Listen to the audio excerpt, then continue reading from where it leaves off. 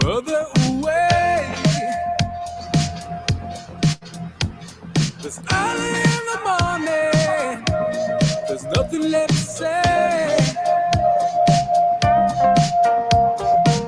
What the hell was going on? What the hell did I do wrong?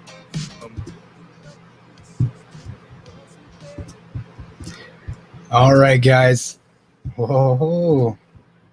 Stop sharing. Bam. Welcome to the live stream, guys. Diverge Media here. I wrote an article today. If you haven't read it, you need to read it.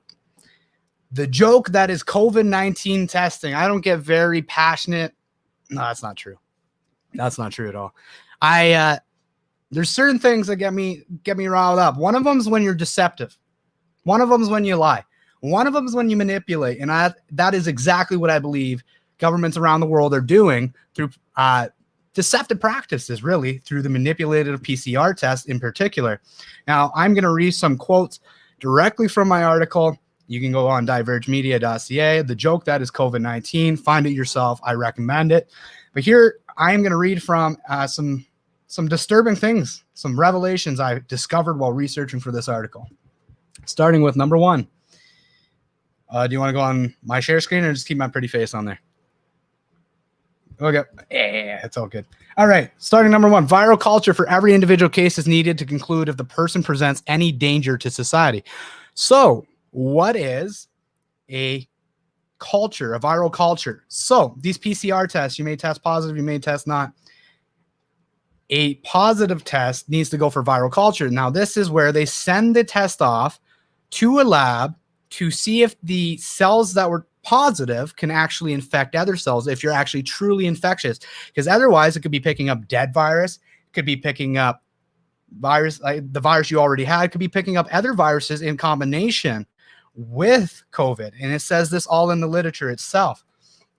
Following, so we're going to read directly from the article here. Okay, so it says, quote from the study, imagine that a virus enters your body in a few months. It might not do anything to you anymore.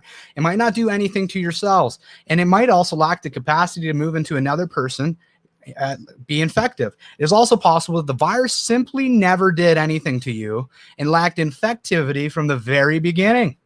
But traces of the virus might still be present in the person. In this case, the virus is present but inactive. Okay. So the virus is present but inactive. Well, the question is then, are they testing each and every person that gets a PCR test? Are they sending their test off to confirm that they're actually infectious? And the answer was they used to. They used to. Now back to the article. Let's go. We'll pull up a screen share here so you can pull and see what I'm looking at. Application window. Uh-oh. Share my entire screen, eh? Okay, you see my screen now?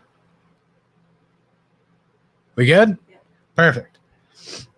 Okay, so how do you know if you're truly infectious? This is all from the literature. I am quoting exactly from the literature, all linked in my article. Quote, you do the PCR. If the virus is found in the person, PCR true positive, that virus is injected into a culture cell. If by injecting that virus into culture cells, the virus is not able to reproduce, that virus cannot affect anybody any longer. This means that if you are PCR positive, you are no longer contagious. The virus in you is no longer active.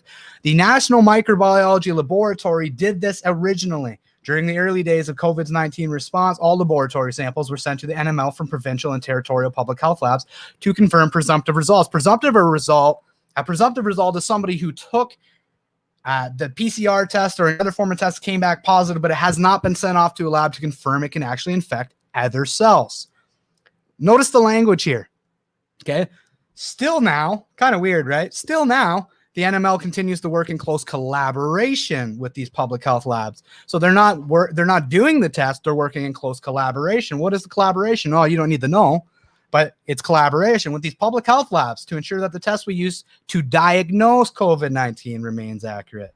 So the test we use to diagnose, like the PCR test, the NML provides all provinces and territories with laboratory reference services on ongoing basis. So reference service, what is a reference service? These testing services provide a variety of support to provincial and territorial laboratories across Canada, including confirmatory. Okay, not saying all testing, but listen to the language again here, guys. Including confirmatory testing for all presumed positive samples. So including doesn't mean 100%, but notice the next 3 words over, they use the word all, including confirmatory testing for all presumed positive. Well, it can't be for all presumed positive samples if it's only including. Otherwise, it would say for all at the beginning.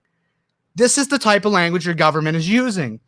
Quality assurance samples to ensure testing is accurate and in-depth analysis of difficult to diagnose specimens. Okay, moving down. Presumptive case. It gets worse. So they recommend directly in the studies on the use of PCR testing that a viral culture for every individual case is done. That way, we know they're actually infectious. Now, there's something else that is problematic with cycle thresholds. Whoop. The other problem with cycle thresholds is that they're amplifying the test repeatedly to get, or amplifying DNA repeatedly to get a positive result. The higher the viral concentration, the lower amplification cycles are necessary. So in essence, some people might give a positive after running the PCR test with a high threshold compared to others, compared to running the same person with a lower threshold test. So you have some tests that are running 35 times, some running 45 times, and then you have undisclosed. New York Times article, one solution would be to adjust the threshold and decide on a number, basically. Decide on what the number is for amplification. Most tests set the limit at 40, a few at 37. Noteworthy, Canada sets a bunch of them above that. Let's go down further. Look at here. Ontario, St. Joseph's Healthcare. There's your cycle count, 45. Oh, another rotor gene Q's, different, still Ontario, St. Joseph's. Another 45. Here's again, Michael's Hospital, non-disclosed. Well, we don't get to know how many times they're amplifying their DNA. So here's the issue, guys. Back to me. Let's stop that garbage. Here's the issue. They are going to increase the testing. And it says directly in it, it's not relevant with all these tests if you're not sending off to confirm they're still infectious. So you could be sending off PCR tests and forcing all this testing. Oh, no, look at all the positives coming back. But you're testing people with an amplification that's picking up dead virus from months ago that could have been when the wave already happened. And then they're going to use it to justify taking away your rights again. I just thought you should know. This is Greg Staley from Diverge Media. You need to share this video. People need to know.